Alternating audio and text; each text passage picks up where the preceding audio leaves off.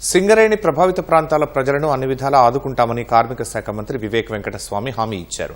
మంచిర్యాల జిల్లా రామకృష్ణాపూర్లోని ఆర్కేపీ ఉపరితల గని ప్రభావిత వార్డుల్లో పర్యటించారు. బాధిత వార్డు ప్రజలతో మాట్లాడి సమస్యలను అడిగి తెలుసుకున్నారు. గనిలో పేలుళ్ల ధాటికి ఇళ్లు బీటలు వారుతున్నాయని, ఇబ్బందులు పడుతున్నామని కాలనీవాసులు మంత్రికి చెప్పారు. పేలుళ్ల ప్రభావం తక్కువగా ఉండేలా చూడాలని సింగరేణి జీఎం రాధాకృష్ణను మంత్రి ఆదేశించారు. వాయు కాలుష్యం పెరగకుండా చర్యలు తీసుకోవాలని సూచించారు.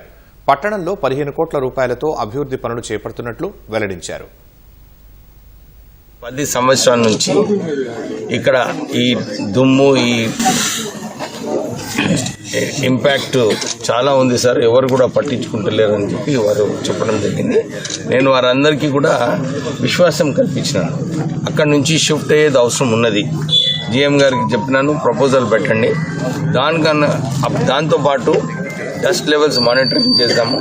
ఎక్కడైతే డస్ట్ లెవెల్స్ ఎక్కువ ఉన్నాయో దాన్ని ఎట్లా తక్కువ చేయాలని చెప్పి కూడా వారికి ఆదేశాలు ఇవ్వడం జరిగింది.